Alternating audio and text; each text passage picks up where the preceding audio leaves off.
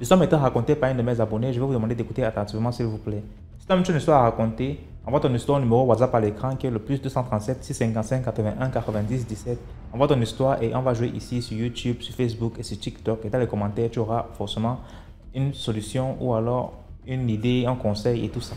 Donc, ce qu'on fait, c'est pour sensibiliser. N'oubliez jamais de laisser un commentaire, un like et même de partager. Abonnez-vous si vous n'êtes pas encore abonné. Voilà, on écoute l'histoire. Bonjour DMG, bonjour à tous ceux qui vont écouter cette histoire, c'est mon histoire. C'est une histoire que j'ai vécue au Cameroun aux années antérieures lorsque j'avais 18 ans. À cette année-là, je vivais avec un copain qui était expatrié. Il travaillait, il était professeur de physique-chimie à l'école française. Donc, lorsqu'on s'est connus, il m'a proposé de venir vivre avec lui chez lui à Bali. Je suis partie, on s'est installé ensemble là-bas et tout, c'était bien. Je suis restée avec lui, restée avec lui, le temps est passé, c'était bien, tout était bien. Il était jeune, hein. Moi, il avait 18 ans, lui, il avait 28 ans. Donc, c'était bien. Au fur et à mesure que quelques années sont passées, la relation n'était plus pareille. Il a changé d'attitude, il est devenu un genre, il ne me parlait plus trop, on ne sortait plus. Il était devenu un peu distant, il rentrait plus au travail comme il faisait bien avant, il rentrait un peu tard au travail. Et puis il a commencé à trop boire de l'alcool, les cognacs à sec et tout ça. Et moi, j'ai remarqué que mon copain avait déjà changé vis-à-vis de moi, on n'était plus pareil, on s'amusait plus. C'était devenu un peu triste, la relation. Mais jusque-là, on vivait toujours ensemble, hein, on dormait toujours sur le même lit, mais je comprenais dans mon cœur que ça ne va pas. Et subitement, un beau jour, il me fait comprendre que lui, il va aller travailler en Afrique du Sud. Après un moment, il a changé. Il dit que non, il faut que lui et moi, on parte en France. J'ai dit d'accord, comme on va aller en France, alors il faut commencer à faire des démarches pour les papiers et tout ça. D'abord, il faudrait on part pour faire signer le concubinage au consul de France. C'était bien, on a bien fait tout, jusqu'à ce que j'ai fait le passeport et tout. Quand j'ai fini de faire le passeport, allez, il redevient encore un genre bizarre, il parle pas beaucoup, il sort, il rentre tard et tout, il continue toujours à boire ses whisky à sec et tout. À chaque fois, moi, je lui demandais que c'est comment alors, puisque le passeport est déjà sorti, il faudrait qu'on parte au consul pour se faire le concubinage et tout ça. Il me faut un témoin, tu as trouvé tes témoins. Il a commencé à renvoyer le rendez-vous pour aller signer le concubinage. Il a commencé à renvoyer et renvoyer à chaque fois. Après un moment, j'ai compris que peut-être qu'il ne veut plus qu'on parte en France, mais je voulais qu'il me dise quelque chose. Je voulais savoir, je voulais comprendre.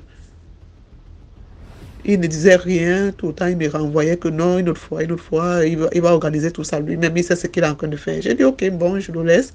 Peut-être qu'il va organiser comme il lui maîtrise mieux que moi. Mais après un beau jour, ma femme qui était décédée, j'ai commencé à la voir régulièrement dans mes rêves. Je la voyais chaque fois, même en journée, même la nuit. Même si je fais un petit sommeil voulait me prendre comme ça. Allez, bim, dès que je commence à fermer mes yeux comme ça, bim, c'est ma mère qui apparaissait dans le sommeil. Tout de suite, là, quand le sommeil va me prendre, c'est elle qui apparaissait. Elle me disait, tu n'es pas chez toi ici. Qu'est-ce que tu fais là? Et dans le rêve, elle me disait, prends les choses de la maison et bats-toi d'ici. Ne reste plus dans cette maison n'est plus à toi. Mais tellement que je la voyais, ça a commencé à me frustrer. J'ai commencé à avoir les angoisses. J'étais déjà devenue comme parano parce que personne ne me croyait. Il disait à mon copain que mais je n'arrive plus à bien dormir et tout et tout. Mais il me disait que non, c'est parce que tu restes trop à la maison et tout. Je dis, ma mère, c'est comme si il fallait que je la voie de mes propres yeux nus. J'ai commencé à fuir la maison quand le copain n'est pas là. Mais quand même, je fuis la maison. À peine quand je rentre, que je suis un peu fatiguée comme ça, là, que je vais dormir, bim, c'est elle qui apparaît encore. Je t'ai dit, quitte de cette maison. La maison, ce n'est plus à toi. Il faut partir d'ici. Après, j'ai commencé, comme tellement que j'avais peur, la maison était tellement grande que j'ai commencé à avoir peur de rester à la maison toute seule. Mais comme il y avait le gardien qui était dehors, je partais rester à la véranda en sachant que le voisin, le gardien était à côté. Quand le gardien voulait sortir, je disais au gardien que non, mais tu vas où? Reste là, arrête de partir causer avec les autres voisins, gardiens et tout. Il faut rester dans la barrière. Donc quand le gardien était là-bas, moi j'étais assis de mon côté là-bas sur le canapé. Et puis je me disais dans mon cœur que non, c'est bon, mais je suis sûr qu'elle ne va pas venir, elle ne viendra pas maintenant, il fait encore jour. Mais lorsqu'un petit sieste veut me prendre, bim, c'est elle qui débarquait toujours pour me dire, je t'ai demandé de partir d'ici, tu n'es plus ici chez toi, ma femme, je la voyais à chaque minute, donc je voulais dormir. Après, j'ai commencé à dire, non, il faut que je lui fasse partir, parce que là, je la vois de trop. Ça a commencé à me déranger, ça a commencé à me déranger. Et puis, j'ai commencé à méditer dans mon cœur ce qu'il faudrait que je lui dise. Parce que quand je la voyais, quand elle venait me dire que je pars d'ici, mais moi, je ne répondais pas. J'écoutais seulement quand elle me parlait dans le rêve. Moi, je l'écoutais. Mais moi, je n'arrivais pas à lui parler. Donc, j'ai commencé à méditer en pleine journée ce qu'il faut que je lui dise. J'ai commencé à méditer dans mon cœur ce qu'il faut que je lui dise quand il va venir. Et j'ai médité quelque chose dans mon cœur de très, très sévère. Alors, quand j'ai dormi, elle est venue. Quand elle est venue, tout ce que j'avais médité en journée, que je vais lui dire quand je vais la voir, je lui ai dit ça. Je lui ai répété mot par mot que moi, je ne veux plus te voir. Tu me troubles, tu m'empêches de dormir.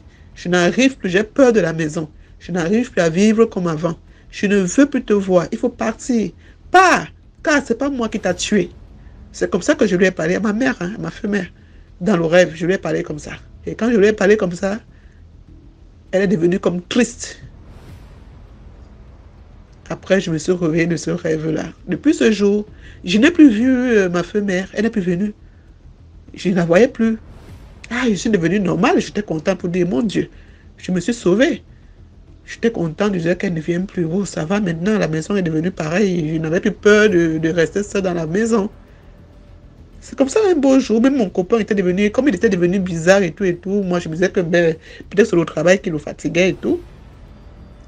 Un beau jour, donc vers 16 h comme ça là, comme on habitait à Bali, il y avait un monsieur qui avait un grand restaurant avec un expatrié aussi, un restaurant avec piscine, là où on partait tout le temps, c'était nos voisins du quartier.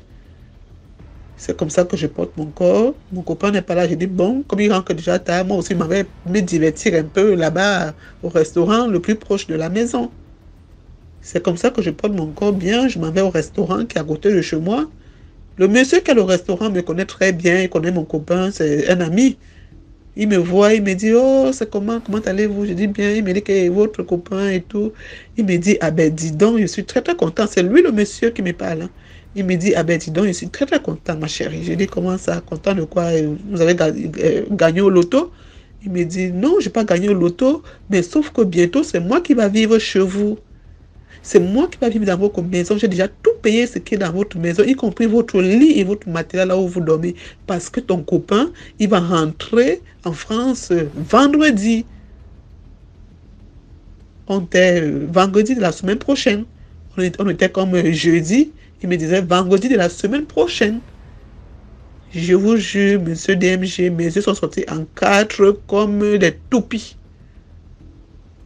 Je regardais le monsieur me dit que mais pourquoi vous me regardez comme ça? Vous n'étiez pas au courant que votre copain rentre en France, son contrat est fini, il rentre en France pour définitivement, il ne va plus revenir en Afrique.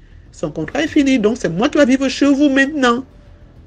Quand le monsieur là m'a dit ça, j'ai pensé directement pourquoi ma mère venait me dire que je ne suis plus chez moi ici. Donc le monsieur m'avait vendu dans la maison sans me mettre au courant. Donc il voulait seulement m'abandonner là-bas et partir. Il allait seulement sortir comme s'il partait au travail et qu'il ne revenait plus jamais. On venait seulement me mettre dehors comme un sac de macabou. C'est pour cela qu'on dit que dans les rêves, hein, ne simplifiez pas vos rêves. Franchement. Et j'ai eu un grand regret dans mon cœur. Pourquoi est-ce que j'ai chassé ma pauvre mère? Et depuis ce jour, je n'arrive plus à la voir. Je n'arrive plus à la voir et puis ça m'a triste. Parce que j'ai compris qu'elle était comme un ange gardien. Elle avait compris le plan de ce monstre avec qui je vivais. Il me vend en plus dans cette maison. Vous vous rendez compte, les expatriés? Au lieu de me dire que ma chérie, je ne peux plus rester avec toi, mon contrat est fini, je m'en vais, il ne veut plus t'amener en France ou bien séparons nous-mêmes dans de bonnes conditions. Lui, pas comment vendre la maison, vendre tout dans la maison, y compris moi dedans. Donc, si je vous raconte cette histoire-là, c'est parce que j'ai un peu un chagrin dans mon cœur vis-à-vis de ce que j'ai fait à ma mère. Elle est venue pour me protéger, pour me prévenir, et moi, bête comme j'étais, je l'ai chassée. Jusqu'aujourd'hui, je n'arrive plus à la voir. Et puis, ça me pince dans mon cœur à chaque fois. Quand il parle de cette histoire-là, il se met les larmes aux yeux. Franchement. DMG, vraiment, merci beaucoup pour votre émission. Merci, que Dieu vous garde. Dites-moi ce que vous pensez en commentaire. Surtout, partagez, likez, commentez. Envoyez vos histoires au numéro WhatsApp à l'écran.